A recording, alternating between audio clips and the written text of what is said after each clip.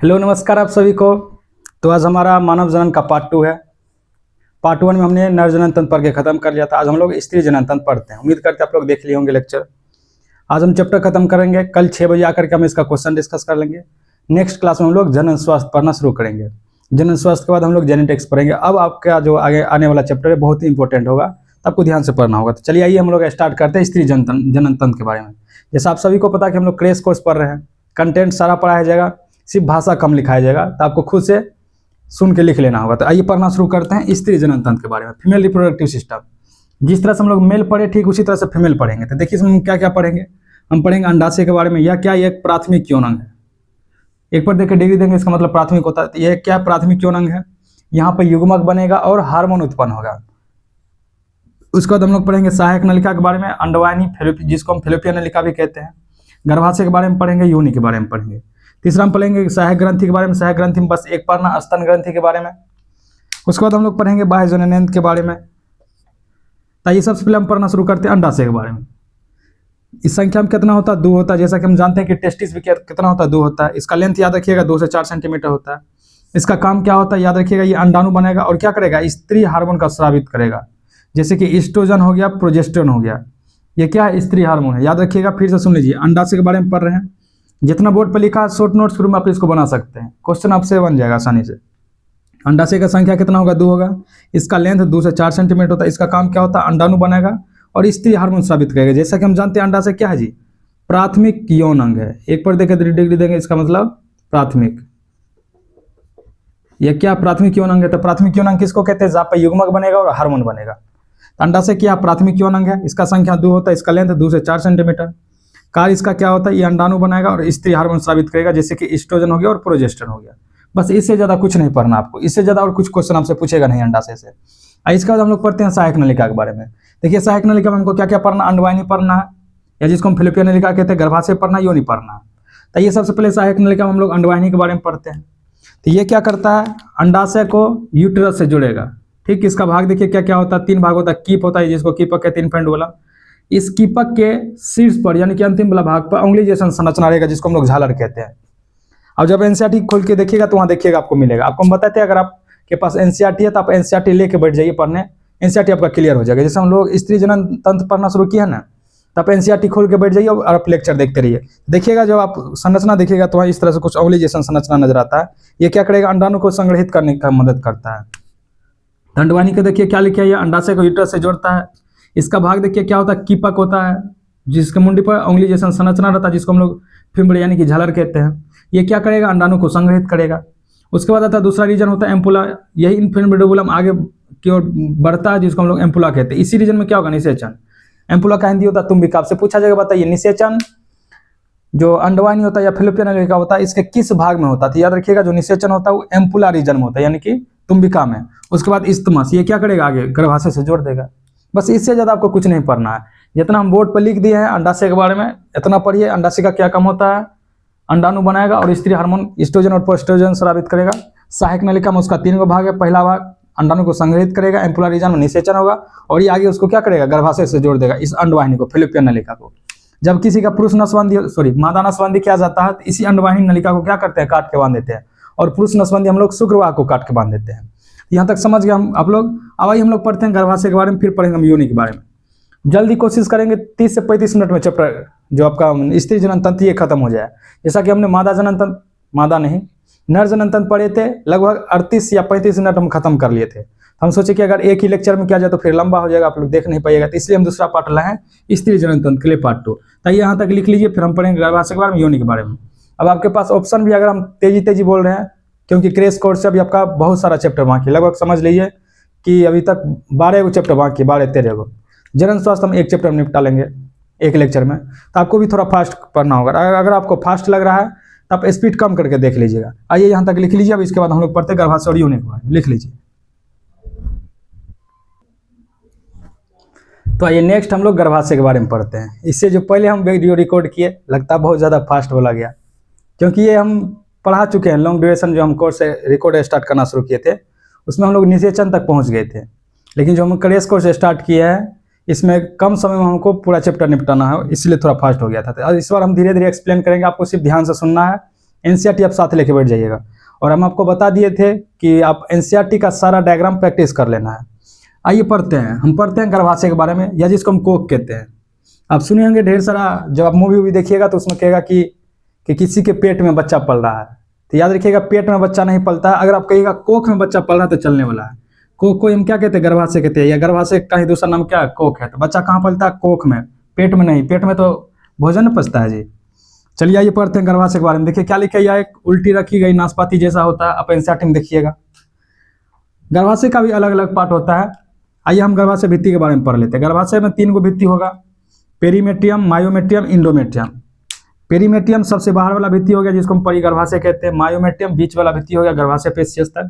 Endometrium गर्भाशय अंतःस्तर हो गया। इसका काम क्या होता है? देखिए, जो पेरीमेट्रियम होता है परिगर्भाशय, ये सुरक्षा प्रदान करेगा। मायोमेट्रियम गर्भाशय पेशीय स्तर शिशु को जन्म देने में मदद करता है। और जो इंडोमेट्रियम होता है गर्भाशय अंतःस्तर, यह भीतरी परत होता है सबसे। यह मासिक चक्र जब शुरू होता है, इसी दीवार का क्या होता है जी? ब्रेकडाउन होता है। यानी कि आपका जो गर्भाशय का अंतःस्तर दीवार होता है, यही टूटता है और ब्लीडिंग होता है। आगे हम पढ़ाएंगे आपको। तो देखिए क्या लिखे, हर माह टूटती है मासिक चक्र जब आप में शुरू होता है। समझ गए यहाँ तक? फिर से सुनिएगा, गर्भाशय से आपसे क्या क्या क्वेश्चन पूछ सकता है। गर्भाशय में आपसे पूछेगा, बताइए गर्भाशय के कितने लेयर होते हैं? तो याद रखिएगा 3 लेयर होता है, पेरीमेट्रियम, मायोमेट्रियम, इंडोमेट्रियम। पेरीमेट्रियम परिगर्भाशय सुरक्षा प्रदान करेगा। गर्भाशय पेशीय स्तर शिशु को जन्म देने में मदद करेगा। गर्भाशय अंतःस्तर भीतरी परत होता है। हर माह जब मासिक चक्र शुरू होता है तो ये टूटता और ब्लीडिंग होता है। ठीक, हम पढ़ेंगे मासिक चक्र में किसके कमी से ब्लीडिंग होने लगता है। उसके बाद हम लोग पढ़ रहे हैं योनि के बारे में, वैजाइना के बारे में।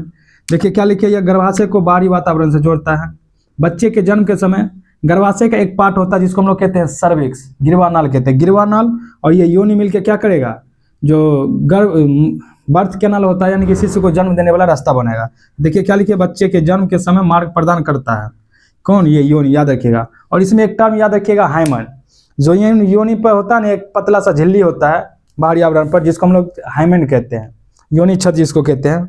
वो क्या होता है, कभी कभी आप जब हॉर्स राइडिंग करिएगा या साइकिल राइडिंग करते हैं, या अचानक गिरने से या धक्का लगने से भी वो टूट सकता है। तो एनसीईआरटी जब आप पढ़िएगा तो वहाँ लिखल होगा कि हाइमन का टूट जाना बिल्कुल भी इस बात का प्रमाण नहीं कि ये कभी सेक्सुअल इंटरकोर्स में पार्टिसिपेट किया है। यानी कि जो हाइमन है किसी और कारण से भी टूट सकता है, जैसे कि हॉर्स राइडिंग से, अचानक चोट लगने से या गिरने से भी टूट सकता है। तब पढ़ लीजिएगा एनसीईआरटी से। ठीक, चलिए उसके बाद हम लोग पढ़ते हैं सहायक ग्रंथि। सहायक ग्रंथि में हम स्तन ग्रंथि पढ़ेंगे, लेकिन डिटेल बिल्कुल नहीं पढ़ना है। जितना लिखे हैं इतना में आपका काम चल जाएगा। अगर आप ऑब्जेक्टिव क्वेश्चन बनेगा बन जाएगा। अगर आपको सब्जेक्टिव बनाना है तो आप प्रीवियस ईयर क्वेश्चन बैंक उठाइएगा, वहाँ से जिस तरह से उसमें लिखा होगा सब्जेक्टिव का प्रैक्टिस कर लीजिएगा फिगर बना के। तो देखिए सहायक ग्रंथि में स्तन ग्रंथि को हम लोग कहते हैं सहायक ग्रंथि, बस एक पढ़ना है। जबकि हम लोग पढ़े थे नर में 3 सहायक ग्रंथि थे। तो सहायक ग्रंथि कौन होता है जी? स्तन ग्रंथि होता है। हम जानते हैं स्तन ग्रंथि संख्या में कितना होता है? 2 होता है, सबको पता है। और मेल फीमेल दोनों में पाया जाएगा, लेकिन जो फीमेल होता है उसमें कार्यात्मक होती है, यानी कि दूध का निर्माण उसी में होगा। तो ये किस में मदद करता है? दूध उत्पादन में मदद करता है। जब माँ प्रेगनेंसी कंसीव करती है, जब बच्चा को जन्म देती है, तो उसमें दूध उत्पन्न होना शुरू होता है। ठीक, उसके बाद इसमें हार्मोन कौन सा रोल प्ले करता है दूध उत्पादन में? एक होता है प्रोलेक्टिन और एक होता है ऑक्सीटोसिन। प्रोलेक्टिन क्या करता है? ये मिल्क प्रोडक्शन, यानी कि दूध उत्पन्न करने में मदद करेगा। और ये जो ऑक्सीटोसिन है, ये मिल्क इजेक्शन, यानी कि मिल्क को बाहर निकलने में, यानी कि माँ से क्या होगा, बच्चा के मुंह में जाएगा, तो मिल्क इजेक्शन में मदद करेगा। और ये ऑक्सीटोसिन डिलीवरी में भी मदद करता है। ऑक्सीटोसिन को हम लोग बर्थ हार्मोन के भी नाम से जानते हैं। अब जब देखिएगा किसी भी महिला को जब डिलीवरी कराने ले जाया जाता है, अगर पेन होता है अधिक तो उसको क्या दिया जाता है? ऑक्सीटोसिन नाम का हार्मोन दिया जाता है, सुइया दिया जाता है, जिससे क्या होता है? जांघ पे दिया जाता है, जिससे आसानी से बउआ जन्म ले सके। तो समझ पा रहे हम क्या क्या पढ़ाना चाह रहे हैं? फिर से एक बार सुन लीजिएगा। गर्भाशय या कोख जिसको कहते हैं, उल्टी रखी नाशपाती के जैसा होता है। इसका 3 गो दीवार होता है, पेरीमेट्रियम, मायोमेट्रियम, इंडोमेट्रियम। पेरीमेट्रियम सुरक्षा प्रदान करेगा। मायोमेट्रियम शिशु को जन्म देने में मदद करता है। यही मायोमेट्रियम में क्या होता है? विगस कॉन्ट्रैक्शन होता है, यानी कि संकुचन होता है। इंडोमेट्रियम गर्भाशय का अंतःस्तर है या भीतरी परत होता है। हर माह टूटती है जब मासिक चक्र शुरू होता है, तो ये इंडोमेट्रियम का वाल क्या होता है? टूट जाता है। आगे बोले वैजाइना, ये गर्भाशय को बाहरी वातावरण से जोड़ता है। बच्चे को जन्म देने में भी मदद करेगा ये वैजाइना। और जो गर्भाशय का एक भाग होता है सर्विक्स, जिसको हम लोग गिरवा कैनाल कहते हैं, ये दोनों मिलकर क्या करेगा? बर्थ कैनाल का निर्माण करेगा और यहीं से बउआ जन्म ले लेगा। सहायक ग्रंथि में पढ़ना, स्तन ग्रंथि के बारे में, ये संख्या में 2 होता है। इसमें दूध का उत्पादन होगा। इसमें हार्मोन रोल प्ले करता है प्रोलेक्टिन और ऑक्सीटोसिन। प्रोलेक्टिन मिल्क प्रोडक्शन में मदद करेगा, ऑक्सीटोसिन मिल्क इंजेक्शन और डिलीवरी, यानी कि बच्चा को जन्म देने में मदद करेगा। तो यहाँ तक समझ गए। अब इसके बाद हम लोग पढ़ेंगे अंडजनन। अंडजनन के बाद हम लोग पढ़ेंगे आवर्तचक्र। ढेर सारा बच्चा सोच रहे होंगे कि इतना जल्दी कैसे निपटाया जा रहा है। तो हमारा क्रैश कोर्स है और ये हमने पहले भी पढ़ चुका है, उम्मीद करते हैं आप लोग भी पढ़ लिए होंगे। अगर आप यहाँ से पढ़ रहे हैं तो आप ये साथ में एनसीईआरटी लेके बैठ जाएगा। आपको फिर से बता दे रहे हैं, आपको क्वेश्चन प्रैक्टिस करना है, एनसीईआरटी को आप पढ़िएगा और जो भी आपके प्रीवियस ईयर में क्वेश्चन पूछा गया है उसको आप लिख लिख के प्रैक्टिस करिएगा। एनसीईआरटी का सारा डायग्राम आपको प्रैक्टिस कर लेना है, लिख लीजिए। आइए हम इसके बाद पढ़ते हैं अंडजनन और आवर्तचक्र के बारे में। तो आइए नेक्स्ट हम लोग अंडजनन oogenesis के बारे में पढ़ते हैं। ध्यान से सुनते रहिएगा जो हम बोलेंगे, ये हम आपको डिटेल नहीं पढ़ाएंगे कि किस तरह से निर्माण होता है, लेकिन हम आपको बोल देंगे। आइए हम पढ़ना शुरू क्या किया, अंडजनन oogenesis क्या होता है। तो एक परिपक्व अंडाणु बनने की प्रक्रिया को हम लोग क्या कहते हैं, अंडजनन कहते हैं। जैसे देखिए यहाँ पर लिख दिए हैं कि एक परिपक्व, मार्कर चेंज कर लेते हैं, एक परिपक्व मादा युग्मक के निर्माण की प्रक्रिया को हम लोग अंडजनन कहते हैं। जब हम आपको लॉन्ग ड्यूरेशन कोर्स में पढ़ा रहे थे तो हम आपको पढ़ाए थे, लेकिन यहाँ भी सुन लीजिएगा, जो ये अंडजनन का प्रोसेस होता है, प्रक्रिया होता है, ये जब माँ के गर्भ में ही रहती है, यानी कि भ्रूण अवस्था में ही रहती है, उस समय क्या होता है जी, अंडजनन का प्रक्रिया बनना शुरू हो जाता है। उस समय में क्या होता है, मिलियनों में यानी कि लाखों की संख्या में क्या होता है, जो मौलिक पुटिका होता है वो बनता है। लेकिन जब यौवना आरंभ आता है, यानी कि जब आप जवान हो जाते हैं तो उस समय क्या होता है, सिर्फ 60 से 80 हजार प्राथमिक पुटक बन जाता है। अभी पुटक क्या होता है आपको हम समझाएंगे। फिर उसके बाद क्या होता है, उसमें से भी 60 से 80 हजार में से पूरा का पूरा अंडाणु नहीं बनेगा, सिर्फ और सिर्फ 400 से 500 पूरे जीवन काल में बनेगा। देखिए लिख दिया है कि एक महिला पूरे जीवन काल में कितना बनेगा, 400 से 500 अंडाणु उत्पन्न करता है। फिर से सुनिएगा, आइए हम आपको समझाते हैं अंडजनन क्या होता है। एक परिपक्व अंडाणु बनने की प्रक्रिया को अंडजनन कहते हैं। आगे हम बोल रहे हैं कि अंडजनन की प्रक्रिया भ्रूण अवस्था में ही स्टार्ट हो जाता है। भ्रूण अवस्था में मिलियनों की संख्या में पुटक बनता है। मौलिक पुटक होता है, मौलिक पुटक से बनता है प्राथमिक पुटक, प्राथमिक पुटक से बनता है द्वितीयक पुटक, द्वितीयक पुटक से तृतीयक, तृतीयक से ग्राफियन मैच्योर बन जाता है। पुटक क्या होता है, उसी पुटक के अंदर जो अंडजननी कोशिका होता है ना, ये अंडाणु विकसित करते रहता है। तो क्या होता है, प्राथमिक बनेगा, प्राथमिक से द्वितीयक बनेगा, तृतीयक बनेगा, मैच्योर बन जाएगा। देन वहां से जब रप्चर होता है यानी कि फटता है, तब वहां से क्या होता है, अंडाणु रिलीज होता है। तब आपको सिंपल याद रखना, अंडजनन क्या होता है, एक परिपक्व मादा युग्मक के निर्माण की प्रक्रिया को अंडजनन कहते हैं। एक महिला पूरे जीवन काल में 400 से 500 अंडाणु उत्पन्न करेगी। उत्पन्न होता है ढेर सारा पुटक, लेकिन जो पूरे जीवन काल में होता है वो 400 से 500 ही अंडाणु बना पाता है। ठीक, उसके बाद आइए हम लोग पढ़ना शुरू करते हैं आवर्त चक्र के बारे में। ध्यान से सुनते रहिएगा। आवर्त चक्र, इसका अलग अलग देखिए नाम लिख दिए हैं ताकि कंफ्यूजन ना हो। आतार्व चक्र कहते हैं, आवर्त नहीं, सॉरी, आतार्व चक्र, यासी को हम लोग मासिक धर्म कहते हैं, या ऋतुस्राव कहते हैं, या रजोधर्म, या मासिक चक्र, ये सब एक ही नाम है, जिसको हम इंग्लिश में क्या कहते हैं, मेंस्ट्रुअल साइकिल, शॉर्ट में इसको हम एमसी कहते हैं। अब आइए देखिए, इसमें हम 2 टर्म लिखे, एक लिखे हैं रजोदर्शन, एक होता है रजोनिवृत्ति। ये सब पूछा जा चुका है एग्जाम में, फिर पूछने का चांस है, तो आप लोग पढ़ लीजिएगा। रजोदर्शन क्या होता है, मीनार्क। मासिक चक्र शुरू होने को हम लोग क्या कहते हैं, रजोदर्शन कहते हैं, यानी कि मीनार्क। रजोनिवृत्ति मेनोपॉज क्या होता है, मासिक चक्र का रुक जाना। जब मासिक चक्र रुक जाता है तो उसको हम लोग क्या कहते हैं, रजोनिवृत्ति कहते हैं। लगभग 50 साल पर यह क्या होता है, रुक जाता है। जब हम आपको पढ़ाए थे नर तथा मादा जनन चरण मानता, तो वहां देखिए हम आपको लिखाए होंगे कि जो नर में शुक्राणु निर्माण की प्रक्रिया होता है पूरे जीवन काल चलेगा, यानी कि जब आप बूढ़ा हो जाएगा तब भी। लेकिन जो मादा में होता है अंडाणु जनन की प्रक्रिया, वो 50 साल तक जाके रुक जाता है, तो उसको हम लोग क्या कहते हैं, मेनोपोज कहते हैं। मेनोपोज मतलब रुक जाना, उसको हम रजोनिवृत्ति कहते हैं हिंदी में। समझ गए। इधर हम मासिक चक्र का डिफिनेशन लिख दिए हैं, परिभाषा देखिए क्या लिखे हैं, याद करिए। हम जब आपको जीवम जनन पढ़ाए थे तो वहां हम 2 टर्म आपको बताए थे, एक पढ़ाए थे आपको ओस्टियस साइकिल, एक पढ़ाए थे आपको मेंस्ट्रुअल साइकिल, याद है, बताए थे। ओस्टियस साइकिल क्या होता है, नॉन प्राइमेट में जो मासिक मतलब जनन चक्र के दौरान परिवर्तन होता है उसको हम लोग ओस्टियस साइकिल कहते हैं। मेंस्ट्रुअल साइकिल किसको कहते हैं, प्राइमेट में, यानी कि जो मानव जैसा दिखेगा, जैसे कि मानव हो गया, चिंपैंजी हो गया, बंदर हो गया, इसमें जो जनन चक्र के दौरान परिवर्तन होता है उसको हम क्या कहते हैं, मासिक चक्र, यानी कि मेंस्ट्रुअल साइकिल कहते हैं। यहाँ देखिए डिफिनेशन लिख दिए हैं कि यह स्त्रियों में होने वाला हर महीने दोहराया जाने वाला जैविक चक्र है, जिसमें अंडाशय से अंडाणु निकलेगा और गर्भाशय का भीतरी दीवार में क्या होगा, परिवर्तन होगा। आगे हम आपको पढ़ाएंगे मासिक चक्र, अभी आगे हम पढ़ाते हैं आपको कि मासिक चक्र में क्या होता है। जब मासिक चक्र शुरू होता है तो इस समय जो आपके गर्भाशय का अंतः स्तर दीवार है वो टूटने लगता है, प्रोजेस्टेरोन और एस्ट्रोजन हार्मोन की कमी की वजह से टूटेगा, वहां से ब्लीडिंग होना शुरू हो जाता है। 1 से लेकर के 5 दिन तक होता है। फिर से क्या होता है, गर्भाशय का दीवार बनने लगता है। आगे हम पढ़ाते हैं। फिर से क्या होगा, गर्भाशय का दीवार बनने लगेगा, मतलब ये साइकिल क्या होता है, रिपीट होते रहता है। ये कितने दिनों का होता है, याद रखिएगा, ये 28 से 29 दिनों का होता है। ये पढ़ लीजिएगा, सामान्य अवधि कितना होता है, 28 से 29 दिनों का होता है। कभी कभी देखा गया कि 31-35 दिन तक का भी हो सकता है। तो हम आपको सिखा देंगे कि किस तरह से आप निकाल सकते हैं डे ऑफ ओवुलेशन, यानी कि कब अंडाणु निकलेगा। ठीक, ऐसे हम जनरली जानते हैं कि 14वें दिन पर अंडाणु निकलता है, लेकिन अगर मान चलिए किसी में 30 दिन का मासिक चक्र होगा तब कैसे निकालेंगे, हम आगे पढ़ा लेंगे। तो यहाँ तक लिख लीजिए।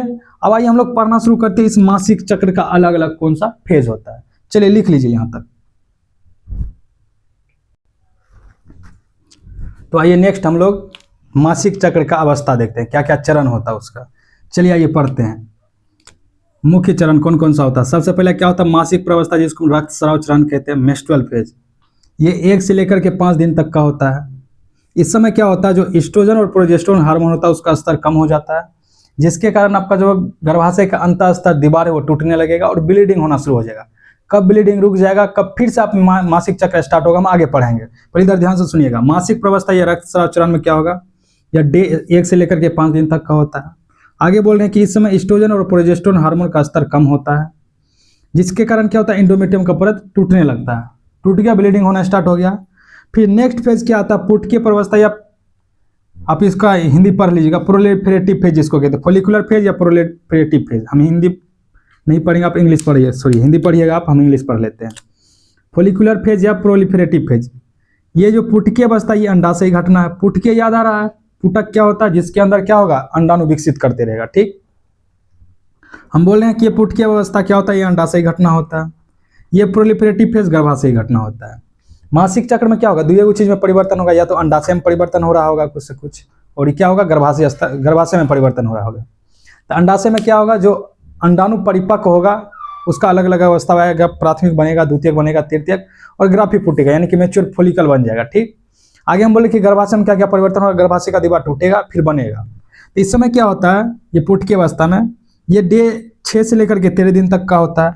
इस समय क्या होता है, जो पिट्यूटरी ग्लैंड होता है वहां से एक हार्मोन निकलता है FSH। अब यहाँ सुनिएगा, FSH LH आपको सुन के थोड़ा कंफ्यूजन लगेगा। हम जब पढ़ाए थे आपको लॉन्ग कोर्स में, वहाँ हम आपको बताए थे कि शुक्राणु जनन में किस तरह से हार्मोन नियंत्रित करता है और अंडाणु जनन में किस तरह से हार्मोन नियंत्रित करता है। अंडाणु जनन में क्या होता है, जो आपका हाइपोथैलेमस होता है, जिसको मास्टर और मास्टर ग्लैंड कहते हैं, वहां से एक हार्मोन निकलता है GnRH, गोनाडोट्रोपिन रिलीजिंग हार्मोन। अब ये GnRH कहाँ काम करेगा, आपके अग्रपीयूष ग्रंथि यानी कि एंटीरियर पिट्यूटरी ग्रंथि पर काम करता है। पिट्यूटरी ग्रंथि किसको कहते हैं, मास्टर ग्लैंड को कहते हैं। अब ये मास्टर ग्रंथि क्या करेगा, पिट्यूटरी ग्लैंड FSH और LH रिलीज करेगा। FSH क्या करेगा, ये जो आपका फॉलिकल है जो आगे चल के अंडाणु विकसित करेगा, ये क्या करता है, इसको डेवलप करने का काम करता है। जब वो डेवलप होते रहता है तो ये क्या करेगा, डेवलप करके अंडाशय में ग्राफियन फॉलिका को विकास करेगा और वहां से एस्ट्रोजन का स्तर बढ़ जाएगा। फिर से सुनिएगा, कंफ्यूजन लगेगा आपको, आइए फिर से यहाँ से बताते हैं।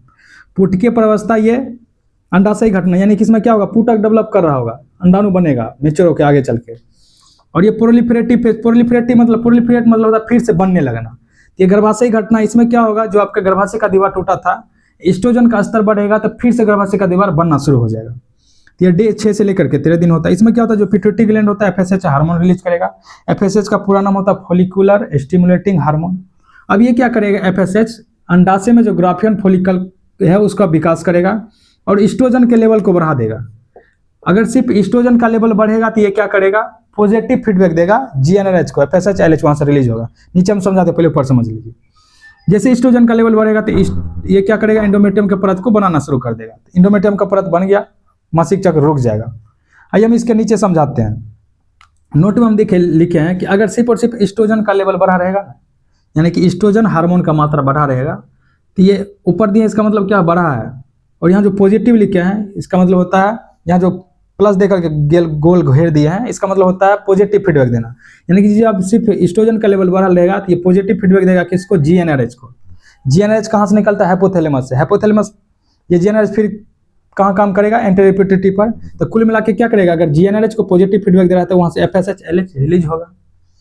अगर मान चलिए एस्ट्रोजन और प्रोजेस्टेरोन दोनों का लेवल बढ़ा रहेगा तो इस समय क्या होता है, GnRH को नेगेटिव फीडबैक देगा, माइनस का साइन है ना, नेगेटिव फीडबैक, और GnRH को नेगेटिव फीडबैक देगा तो वहाँ से क्या होगा, FSH LH नहीं निकलेगा। जब FSH LH नहीं निकलेगा तो फिर से मासिक चक्र खत्म हो जाएगा। अंडोत्सर्ग, अब इसके बाद जो हम पढ़ेंगे ना ल्यूटियल फेज, वहाँ हम आपको बताएंगे कि कब फिर से हमें मासिक चक्र मतलब खत्म हो जाएगा, नहीं होगा। देखेंगे जब निषेचन हो जाता है तो समय फिर उसके बाद फिर से मासिक चक्र शुरू नहीं होता, किस तरह से होता है। तो यहाँ तक समझिए आप। उसके बाद देखिए नेक्स्ट तीसरा चरण क्या होता है, अंडोत्सर्जन होता है। मासिक प्रवस्था आया था, एंडोमेट्रियम का वाल टूट गया, फिर से हम दूसरा अवस्था में बोल रहे हैं कि उसका जो दीवार टूटा था एंडोमेट्रियम का वाल फिर से बनने लगेगा, क्योंकि एस्ट्रोजन का लेवल बढ़ने लगता है। और ये जो पुटकीय अवस्था है इसमें क्या होगा, पुटिका डेवलप करते रहता है। ठीक, अब क्या होगा, ये पुटिका जो डेवलप कर रहा था 6 से 13 दिन तक ये पुटिका डेवलप कर जाएगा, और 14वें दिन आपको यानी कि 13वें दिन आपको सबसे अधिक परिपक्व पुटक मिलेगा, और 14वें दिन क्या होगा, ये टूट करके अंडाणु को रिलीज करेगा। अब देखिए अंडोत्सर्जन क्या होता है, आप लिखिएगा अंडोत्सर्जन क्या होता है बुलेशन, एक परिपक्व अंडाणु का निकलने की प्रक्रिया को हम लोग क्या कहते हैं, अंडोत्सर्जन कहते हैं। लिख लीजिएगा। तो ये कब होगा, 14वें दिन होगा। उसके बाद देखिए क्या लिखिए, इस समय क्या होता है, जो LH आपका हार्मोन होता है उसका अचानक से वृद्धि होता है, जिसको हम लोग LH सर्ज कहते हैं। जब हम ग्राफ में पढ़ते हैं तो आपको हम पढ़ाते हैं, आप NCERT से पढ़ लीजिएगा। LH सर्ज होगा यानी कि LH हार्मोन का अचानक से वृद्धि होगा, और जैसे LH हार्मोन का वृद्धि होगा ग्राफियन पोटिका टूटेगा और वहां से क्या निकलेगा, अंडाणु निकलेगा। देखिए क्या लिखा, अंडाणु ओवरी से निकलकर फेलोपियन ट्यूब में चला जाएगा। फिर फेलोपियन ट्यूब में क्या होगा जी, पहुंचेगा शुक्राणु, फिर वहां निषेचन होगा, वो आगे पढ़ेंगे। नीचे हम लिखे हैं कि डे ऑफ ओवुलेशन आप कैसे निकालिएगा। आपको हम बताया कि सामान्यतः मासिक चक्र 28-29 दिन का होता है, लेकिन अगर किसी में मान के चलिए 30 दिन का, तो उसमें कब होगा ओवुलेशन, आपको कैसे निकालना है, जैसे कि समझाते हैं, रुकिए। अरे इरेजर किधर गया, ये कपड़ा से ही इरेज करते हैं, जैसे यहाँ आपको हम इरेज करके समझाते हैं। देखिएगा, हम बोल रहे हैं कि किसी महिला में मान चलिए,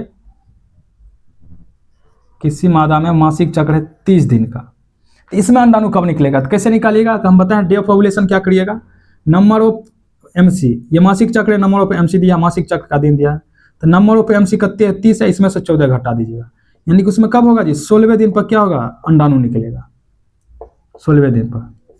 समझिए, फिर से समझ लीजिए। अगर आपसे पूछा जाएगा डे ऑफ ओवुलेशन निकालने कब उसमें अंडाणु निकलेगा, तो सामान्यतः कितना दिन में निकलता है, 14वें दिन पर। अगर उसमें 30 दिन का मान के लिए मासिक चक्र या 31 दिन का है, तो डे ऑफ ओवुलेशन कब निकालना है, कैसे निकालना है, जितना दिन का मासिक चक्र रहेगा उसमें से 14 घटा दीजिएगा, जितना आएगा उसी दिन क्या होगा, ओवुलेशन हो जाएगा। तो उम्मीद करते हैं आप लोग यहाँ तक समझ रहे होंगे। अब ये नेक्स्ट हमारा फेज है ल्यूटियल फेज या सिक्रेटरी फेज जिसको कहते हैं।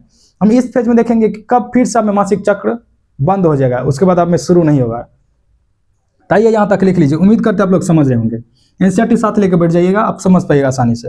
यहाँ बोर्ड पे जितना भी चीज़ लिखा गया है, अगर आप इतना भी सीख पा रहे हैं ना, अगर आप अभी तक बायोलॉजी कुछ नहीं पढ़े तो फिर भी आप एग्जाम अच्छा कर जाइएगा। ये आगे के लिए भी काम, अगर आप आगे मेडिकल फील्ड चूज करिएगा तो यही सब पढ़ना पड़ेगा आपको। जैसे कि अभी हम लोग को भी पढ़ना पड़ रहा था सेकेंड सेमेस्टर में, सेम टॉपिक था, female reproductive system, male reproductive system, ठीक वही पढ़े थे, लेकिन थोड़ा डिटेल में आपको पढ़ना पड़ेगा। तो अगर आप अभी से पढ़ लीजिएगा तो आगे आपको मदद मिलेगा। किसी भी पैरामेडिकल कोर्स में एडमिशन लीजिएगा, मानव के बारे में तो आपको पढ़ना ही पड़ेगा। तो आइए इसको लिख लीजिए, बस लास्ट हम लोग पढ़ते हैं ल्यूटियल फेज या सिक्रेटरी फेज। छापिए एकरा। आइए नेक्स्ट हम लोग देखते हैं ल्यूटियल चरण या स्रावी प्रवस्था। ल्यूटियल चरण ये क्या, अंडाशयी घटना है, और जो स्रावी अवस्था है ये गर्भाशयी घटना है। अब आइए देखिए होता क्या है। ये डे 15 से 28 दिन का होता है, यानी कि 15 से 28 दिन तक ये फेज चलता है। इसमें क्या होता है, कॉर्पस ल्यूटियम बनता है। हम आपको बताया कि जब LH सर्ज होता है यानी कि LH हार्मोन बढ़ेगा, तो जो आपका जो मैच्योर यानी कि परिपक्व ग्राफी पुटिका था वो फटेगा, टूटेगा। जब वो रप्चर होगा तो वहां से अंडाणु निकलेगा, और जो बचा खुचा पार्ट होता है ना corpus luteum, sorry Graafian follicle का, वो बनेगा कॉर्पस ल्यूटियम। ये कॉर्पस ल्यूटियम आगे चल के क्या करेगा, प्रोजेस्टेरोन हार्मोन स्रावित करता है। देखिएगा, अब बोले कि ये कॉर्पस ल्यूटियम बनाता है, जो ग्राफियन फोलिका का अवशेष बच जाएगा वो कॉर्पस ल्यूटियम बना लेगा। अब क्या होगा, ये कॉर्पस ल्यूटियम क्या करता है, प्रोजेस्टेरोन नाम का हार्मोन स्रावित करता है। प्रोजेस्टेरोन हार्मोन क्या करता है, आपके गर्भाशय की दीवार को बनाए रखता है, ईस्ट्रोजन बनाने का काम करेगा, प्रोजेस्टेरोन बनाए रखेगा। आगे हम समझते हैं होता क्या है। उसके बाद देखिए क्या लिखे हैं, प्रोजेस्टेरोन गर्भाशय के अंतस्थ दीवार को बनाए रखता है, बिल्कुल सही। अब देखिए कब से फिर आप में मासिक चक्र शुरू हो जाएगा और कब नहीं होगा, अब हम ये आपको समझाना चाह रहे हैं। तो हम बोल रहे हैं कि अगर मान चलिए किसी में ओवुलेशन हुआ, अगर वो सेक्सुअल इंटरकोर्स में पार्टिसिपेट करी महिला, तो अगर उसमें निषेचन हो गया यानी कि शुक्राणु अंडाणु मिल गया, तो क्या होगा, जो इंडोमेट्रियम का वाल सुरक्षित रह जाएगा, यानी कि गर्भावस्था गर्भधारण हो जाएगा, फिर से मासिक चक्र उसमें शुरू नहीं होगा। क्या लिखे हैं, गर्भावस्था हो गया, इंडोमेट्रियम का वाल सुरक्षित रहेगा। मासिक चक्र शुरू कब होता है, जब इंडोमेट्रियम का वाल टूटता है। लेकिन जब अगर निषेचन हो जाएगा तो गर्भावस्था हो जाएगा, उसका मासिक चक्र फिर से शुरू नहीं होगा। फिर से शुरू कब हो जाएगा, देखिए क्या लिखा, अगर निषेचन ना होगा, जैसे कि जो कुमारी लड़कियां होता है उसमें बार बार मासिक चक्र होता, क्यों होता देखिए, क्योंकि उसमें निषेचन तो होता नहीं है, सेक्सुअल इंटरकोर्स में पार्टिसिपेट नहीं किया, शादी नहीं हुआ, तो उसमें निषेचन नहीं होगा। तो जब निषेचन नहीं होता है तो ये जो कॉर्पस ल्यूटियम है ये डिजेनरेट कर जाता है। कॉर्पस ल्यूटियम का हिंदी मीनिंग होता है पीत पिंडक। ऐसा आपको हर एक जगह कॉर्पस ल्यूटियम ही ज्यादातर सुनने को मिलेगा, पीत पिंडक बहुत कम ही आपको नजर आएगा। फिर से सुनिएगा, अगर मान चलिए महिला में निषेचन हो गया तो कॉर्पस ल्यूटियम क्या होगा जी, बना ही रहेगा, यानी कि लगातार प्रोजेस्टेरोन हार्मोन सीक्रेट करेगा और इंडोमेट्रियम जो आपके गर्भाशय का वाल है उसको बनाए रखेगा, फिर से मासिक चक्र शुरू नहीं होने देगा। अगर निषेचन नहीं होगा, जो कि जनरली कुमारी लड़कियों में होता है, तो कॉर्पस ल्यूटियम का क्षय हो जाएगा, यानी कि कॉर्पस ल्यूटियम डिजेनरेट हो जाएगा। अगर कॉर्पस ल्यूटियम डिजेनरेट हो जाएगा तो बताइए प्रोजेस्टेरोन हार्मोन नहीं निकलेगा। अगर प्रोजेस्टेरोन हार्मोन नहीं निकलेगा तो क्या होगा, फिर से आपका गर्भाशय का दीवार टूटने लगेगा। देखिए प्रोजेस्टेरोन का स्तर क्या हो जाएगा, कम हो जाएगा, अब फिर से क्या होगा, एंडोमेट्रियम का दीवार टूटने लगेगा, फिर से मासिक चक्र शुरू होगा। यानी कि हर एक महीना क्या होगा, ये रिपीट होते रहेगा। कब तक, जब तक कि निषेचन हो जाए। जब आपका शादी हो जाएगा, एक बार आप सेक्सुअल इंटरकोर्स में पार्टिसिपेट कर लीजिएगा, अब में निषेचन होगा तो फिर से क्या होगा, 9 महीना तक के लिए मासिक चक्र रुक जाता है। कैसे होता है पता चल गया। चलिए हो गया काम, अंडाणु भी निकल गया, शुक्राणु भी निकल गया। आइए अब हम लोग निषेचन करा लेते हैं। निषेचन का सिंपल मीनिंग क्या होता है, शुक्राणु से अंडाणु मिलना, उसी को हम लोग निषेचन कह लेते हैं। तो देखिए क्या लिखे हैं, शुक्राणु के साथ एक अंडाणु, जनरली एक शुक्राणु एक अंडाणु को ही निषेचित करेगा। आगे हम आपको बताएंगे कि ऐसा क्यों होता है। शुक्राणु के साथ क्या होता है, एक अंडाणु के संलयन की प्रक्रिया को हम लोग निषेचन, या सिंपल आप कहिएगा नर तथा मादा युग्मक के संलयन की प्रक्रिया को हम लोग निषेचन कह लेते हैं। निषेचन के बाद क्या बनता है, जैगोट बनता है। जैगोट में आगे चल के विदलन या क्लीवेज डिवीजन जिसको कहते हैं, वो आगे चल के मोरुला बनेगा, फिर वो आगे चल के कोरक पुट्टी बनेगा, तब कोरक पुट्टी जाकर गर्भाशय दीवार में चिपकेगा। हम आगे पढ़ेंगे आपको। और याद रखिएगा निषेचन होगा कहाँ, एम्पुला में, जो आपका फिलिपियन नलिका है उसका जो एम्पुला वाला भाग होता है वहां पे जाके निषेचन होता है। फिर आगे कहाँ जाएगा, वो इस्थिमास में जाएगा, फिर गर्भाशय में आके चिपकेगा दीवार में, फिर 9 महीना तक रेस्ट, 9 महीना तक बेबी डेवलप करेगा। अभी हम आपको पढ़ेंगे कि कौन कौन महीना में क्या क्या होता है। यहाँ तक समझ गए आप। अब आइए हम समझते हैं कि निषेचन का प्रक्रिया होता कैसे है। ऐसा तो नहीं है कि शुक्राणु आया डायरेक्ट अंडाणु को निषेचित कर दिया, ऐसा नहीं होता है। उसके लिए स्टेप होता है। सबसे पहले क्या होगा, जो शुक्राणु होगा मादा जनन तंत्र में प्रवेश करेगा। उसके बाद वो क्या करेगा जी, आगे मादा जनन पथ में एक प्रोसेस होता है जिसको हम लोग कहते हैं कैपेसिटेशन।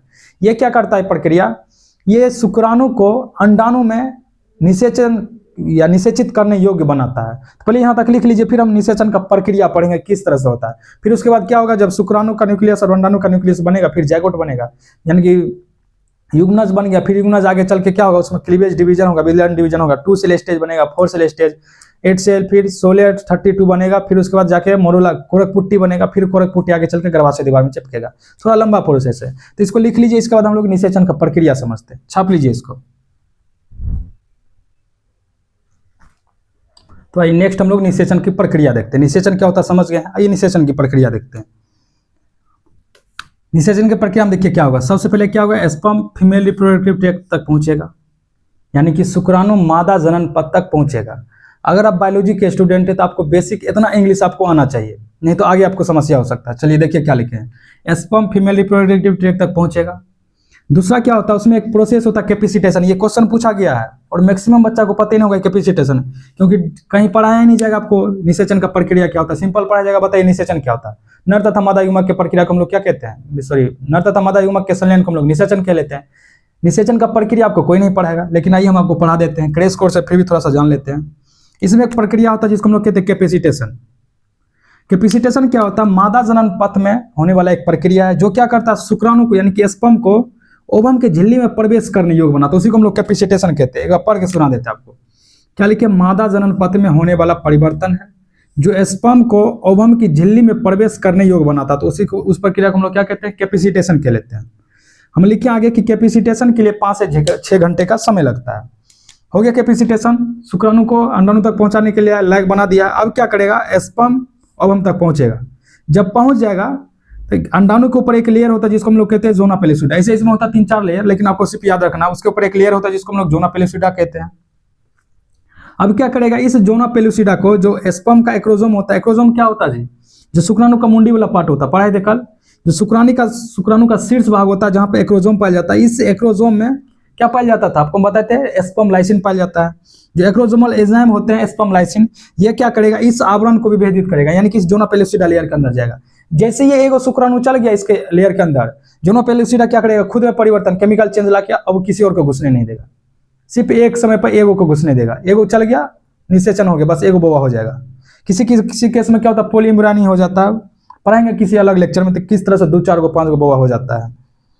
ठीक, तो एक्रोजोम क्या करेगा, इस जोना पेलिसिडा लेयर को विभेदित कर देगा।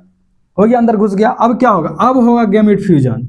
अब क्या करेगा, जो स्पर्म है ओवम के जोना पेलिसिडा को पार करता है।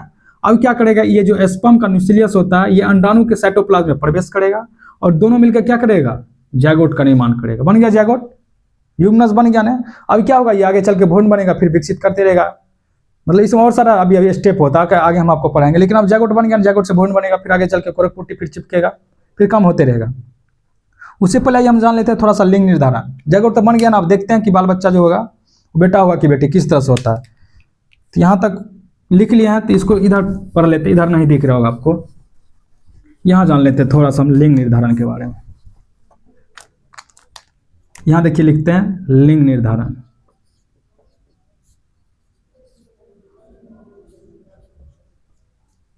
आइए देखिएगा, लिंग निर्धारण के लिए कौन रिस्पॉन्सिबल होता है।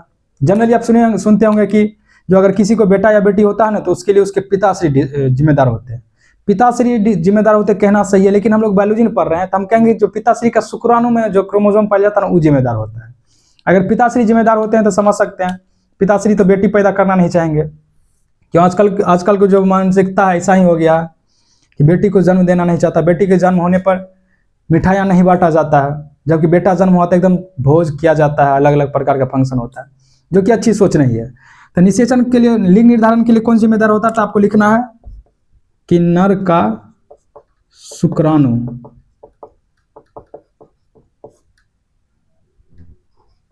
लिंग निर्धारण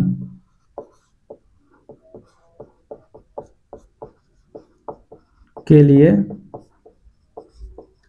जिम्मेदार होता है।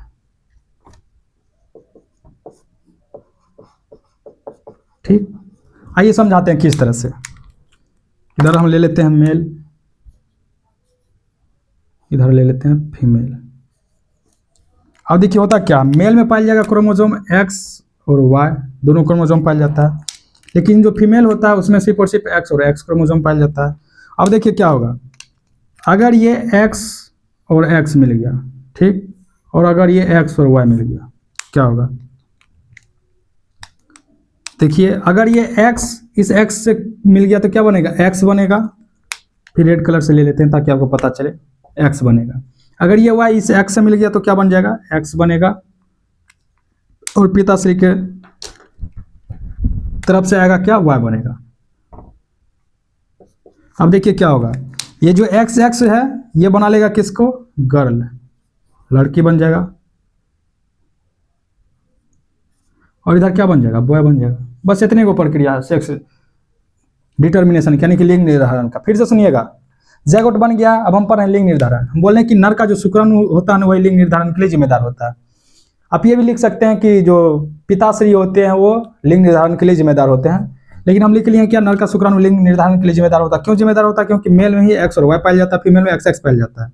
ये एक्स अगर एक्स से मिलेगा तो एक्स बनेगा, तो बन जाएगा लड़की। अगर ये एक्स वाई से मिल जाएगा, कहना क्या जी, वाई एक्स से मिल जाएगा तो क्या बन जाएगा, लड़का बन जाएगा, सिंपल, बेटा बेटी बन जाएगा। बस इतने को कहानी है कुछ लिंग निर्धारण के। अब ये जैगोट बन गया ना, अब इस जैगोट में भी प्रक्रिया होता है, प्रोसेस होता है। जैसे हम आपको जनन का चरण पढ़ाना शुरू किया ना, क्या क्या पढ़ाए थे, सबसे पहले बताए थे युग्मक का निर्माण, हम लोग युग्मक निर्माण कर लिए थे, शुक्राणु पढ़ लिए थे किस तरह से बनता है। फिर बोले थे उसका स्थानांतरण, तो हम स्थानांतरणों कर लिया।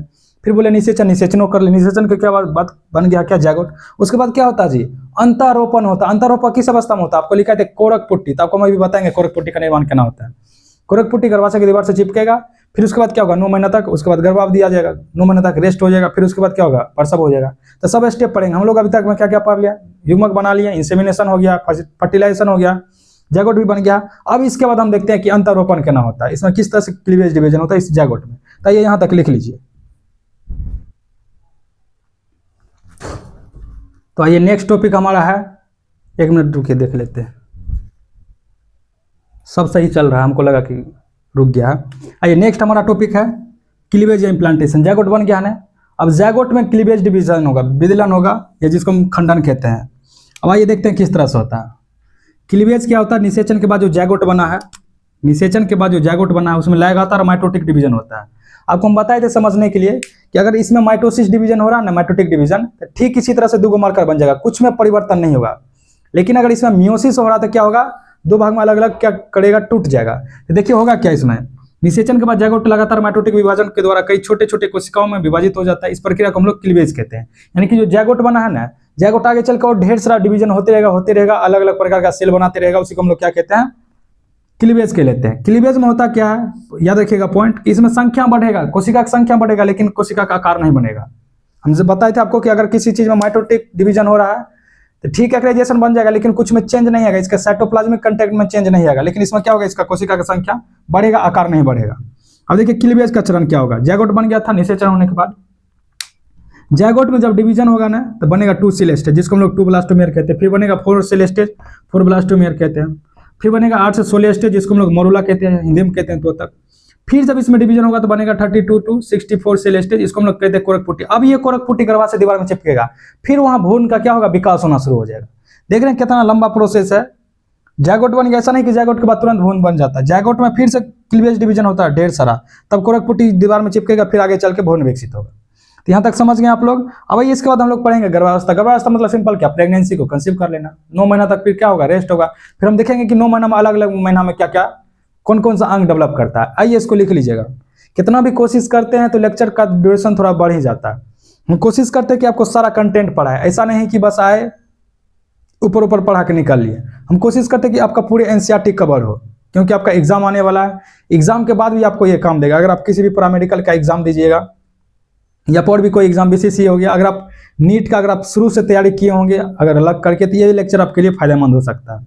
तो ये यहाँ तक लिख लीजिएगा। अब हम इसके बाद पढ़ेंगे गर्भावस्था क्या होता है, किस तरह से अलग अलग महीना में बौआ डेवलप करता है। फिर हम लोग पार्चुरेशन देख लेंगे, लैक्टेशन देख लेंगे, दूध का कंपोजिशन, और खत्म हो जाएगा। आइए छापिए इसको।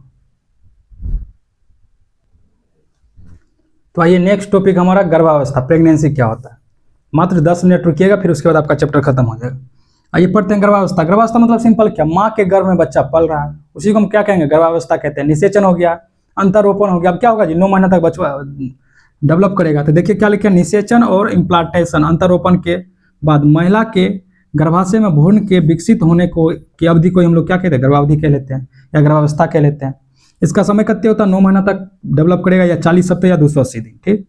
अब होता क्या है कि माँ और बच्चा के बीच में रचनात्मक एवं क्रियात्मक एक कह सकते हैं आप संरचना का निर्माण होता है, जिसको हम लोग क्या कहते हैं, प्लेसेंटा कहते हैं। किस तरह से निर्माण होता है अभी नहीं पढ़ना, सिर्फ अभी आपको याद रखना है एग्जाम के लिए कि अपरा का क्या काम होता है और अपरा क्या होता है, बस इतना काफी है। किस तरह से निर्माण होता है अभी नहीं पढ़ना। देखिए अपरा क्या होता है, ये माता और भ्रूण के बीच पोषक तत्व, गैस और अपशिष्ट पदार्थों को आदान प्रदान करता है। या आप लिख सकते हैं माँ और बच्चा के बीच से रचनात्मक या कार्यात्मक इकाई को हम लोग क्या कहते हैं, अपरा कहते हैं। यानी कि माँ और बच्चा के बीच का कनेक्शन है। किस तरह से निर्माण होता है अभी नहीं पढ़ना है। अपरा का काम क्या क्या होता है ये याद रखिएगा, पूछा जा चुका है ये क्वेश्चन। अपरा का काम क्या क्या होता है, देखिए पोषण प्रदान करेगा, जो डेवलपिंग फीटस है, उत्सर्जित पदार्थ को बाहर निकालेगा, हार्मोन स्रावित करेगा। हार्मोन कौन कौन सा स्रावित करेगा, HCG human chronic gonadotropin, HPL human placental lactogen, relaxin, progesterone, oestrogen, ये सब हार्मोन क्या करता है, स्रावित करता है। HCG के बारे में याद रखिएगा, ह्यूमन क्रोनिक गोनाडोट्रोपिन। इसी से हम लोग प्रेगनेंसी टेस्ट करते हैं। किस तरह से प्रेगनेंसी टेस्ट करते हैं, अगर आप लोग पढ़े होंगे तो याद होगा आपको, या आप जानते होंगे। इसी का मात्रा देखते हैं, ये कहाँ पे, यूरिन में पाया जाएगा। हम क्या करते हैं, जो सुबह सुबह का यूरिन डिस्चार्ज होता है, ये यूरिन लेंगे और हम एक प्रेगा किट खरीद के लाते हैं। उसमें आपको 2-3 बूंद डालना है, फिर उसके बाद आपको वेट करना है। अगर उसमें पॉजिटिव आ गया तो मतलब क्या, प्रेगनेंसी कंसीव हो गया। अगर नेगेटिव आ गया तो प्रेगनेंसी कंसीव नहीं हुआ। अगर कुछ नहीं आया तो मतलब टेस्ट सही से नहीं हुआ, आपको फिर से करना होगा। तो किस तरह से होता अभी नहीं पढ़ना। HCG याद रखिएगा, ह्यूमन क्रोनिक गोनाडोट्रोपिन हार्मोन का लेवल हम देखते हैं अगर प्रेगनेंसी टेस्ट करते हैं प्रेगा किट से। तो बस इतना याद रखिएगा। और अपरा का क्या काम होता है इतना बस याद रख लीजिएगा। अब आइए इसके बाद हम लोग पढ़ लेते हैं कि भ्रूण जो डेवलप करता है 9 महीना में, किस तरह से डेवलप करता है। फर्स्ट ट्राइमेस्टर में क्या होगा, सेकंड में क्या होगा, थर्ड में क्या होगा, पढ़ के खत्म करते हैं। फिर हम लोग प्रसव पढ़ लेंगे। प्रसव मतलब क्या, सिंपल बउआ का जन्म दे लेना, ऑक्सीटोसिन उसमें हेल्प करता है। फिर हम दूध का कंपोजिशन देखेंगे, आपका चैप्टर खत्म हो जाएगा। मात्र 10 मिनट रुकिएगा, कंटेंट आपको सारा पढ़ाया गया है। अगर कहीं पर कुछ अगर थोड़ा बहुत दिक्कत हो रहा है देखने में तो आप कमेंट कर सकते हैं। और अगर कहीं आवाज़ में आपको समस्या आ रहा है या कभी कभी आवाज़ फंस जाता है क्योंकि हिंदी बोलने में थोड़ा परेशानी हो जाता है, तो आप लोग थोड़ा मैनेज कर लीजिएगा।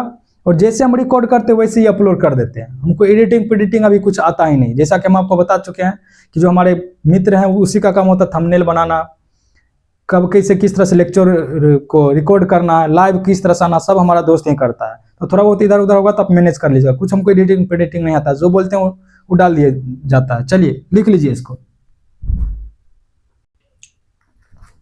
आइए नेक्स्ट, अंतरोपण हो गया। अब हम देख लेते हैं किस तरह से बच्चा 9 मंथ में डेवलप करता है। आइए देखते हैं। देखिए क्या लिखे, भ्रूण परिवर्धन एम्ब्रायनिक डेवलपमेंट किस तरह से होता है। फर्स्ट ट्राइमेस्टर पहला 3 महीना में किस तरह से होगा। हम इसको ट्राइमेस्टर में डिवाइड करते हैं, 3 महीना में, 3, 3, 6, 3, 9, तो 3 को ट्राइमेस्टर में हम इसको डिवाइड कर लेते हैं। आइए देखिए 0 से 3 माह में क्या होगा, ये सबसे महत्वपूर्ण अवधि है। इस समय क्या होगा, ऑर्गेनोजेनेसिस होगा। आपको हम बताए थे जहाँ भी जेनेसिस लगा रहेगा मतलब सब कुछ बन रहा है। अब पीछे क्या लिखा है, ऑर्गेन मतलब अंग बन रहा है। इसमें क्या होगा, सभी मुख्य अंग का निर्माण होने लगेगा। ठीक, पहला मंथ में क्या होगा, दिल का निर्माण होगा, सबसे पहले दिल का निर्माण होगा और ये धड़कने लगेगा, धक धक करने लगा। जब आप आगे पढ़ लीजिएगा, अगर आप पढ़े होंगे हार्ट के बारे में तो आप कहिएगा धक धक नहीं करने लगा, आप कहिएगा लब डब करने लगा। ठीक, तो क्या होगा, हार्ट का निर्माण हो जाएगा। उसके बाद देखिए क्या लिखे हैं, सेकेंड मंथ दूसरा महीना में क्या हो जाएगा जी, आँख हो गया, कान, नाक, हाथ, पैर सबका उंगली बनने लगेगा। और तीसरा महीना में भ्रूण का आकार 7 सेंटीमीटर हो जाएगा, वजन लेकिन कम में रहेगा अभी। एक्सटर्नल जेनेटेलिया बन जाएगा, यानी कि लिंग का पहचान संभव हो सकता है। जब आपको हम इसके बाद जस्ट जनन स्वास्थ्य पढ़ेंगे, वहाँ हम आपको बताएंगे एक टेस्ट इम्यूनोसेंटेसिस, जिसका लोग किस तरह से गलत फायदा उठाता है। जाता है इम्यूनोसेंटेसिस टेस्ट कराने, लेकिन पता कर लेता कि पेट में जो बच्चा पल रहा है लड़का है कि लड़की, फिर आके भ्रूण हत्या कर देता। बहुत गलत बात है, पढ़ाएंगे आगे।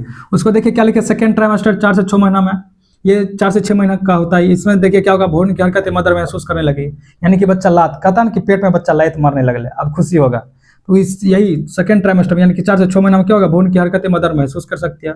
इसमें कंकाल मजबूत होगा, बाल आने लगेगा। फिर थर्ड ट्राइमेस्टर में क्या होगा, यानी कि 7 से 9 महीना का होता है ये तीसरा ट्राइमेस्टर, भ्रूण तेजी से इसका वजन बढ़ेगा, लंग विकसित होगा। अभी ये नहीं सोचिएगा कि लंग्स अभी आके विकसित हो रहा था, पहले बच्चा सांस कैसे ले रहा था। अभी हम अपरा के बारे में पढ़ा है ना, अपरा तो वही काम करता है कि बच्चा को पोषण प्रदान करेगा, उत्सर्जित पदार्थ जो भी होता है, कार्बन डाइऑक्साइड, ऑक्सीजन आदान प्रदान करते रहेगा अपरा। जब 7 से 9 महीना का समय आता है तो उस समय में क्या होता है, लंग्स का निर्माण होने लगता है, भ्रूण तेजी से बढ़ेगा, लंग्स का निर्माण हो जाएगा। भ्रूण जन्म के लिए हेड डाउन पोजीशन में आ जाता है। अगर किसी कारण से हेड डाउन पोजीशन में नहीं आएगा तो देखिएगा बहुत ही ज्यादा दिक्कत होता है। फिर उसके बाद क्या किया जाता है, पेट चीर के बच्चा निकालना पड़ता था, बहुत ज्यादा समस्या होता है। इसलिए देखिए जो गाँव की महिलाएं सब होती है, जो बुजुर्ग होते थे, उनको कहा जाता था कि अगर किसी भी महिला का गर्भ धारण हो गया तो उनसे सुबह सुबह क्या करो, जॉगिंग कराओ या झाड़ू लगवाओ। उससे क्या होता है कि बार बार जब आप झुकते हैं उठते हैं तो क्या होता है, जो आपका यूट्रस होता है उसमें बार बार कंट्रैक्शन और ये रिलैक्सेशन होते रहता है, उससे बच्चा को जन्म देने में आसानी होता है। ऐसा नहीं कि अब गर्भ धारण हो गया तो एकदम सोए पड़ल रहते हैं, लेकिन आजकल यही हो रहा है मॉडर्न युग में। अगर गर्भ धारण हो गया, देखिएगा लड़का कहेगा मम्मी हमारा कन्या का कुछ नहीं कही, आराम से रेस्ट करेल दही, जो कि गलत बात है। रेस्ट नहीं करना, उसको हैवी वजन उठाने नहीं देना है, लेकिन उसको चलते फिरते रहना, उसको काम करते देते रहना। उससे क्या होता है कि बार बार यूट्रस में कॉन्ट्रैक्शन और रिलैक्सेशन होगा, जिससे बच्चा को जन्म देने में आसानी होता है।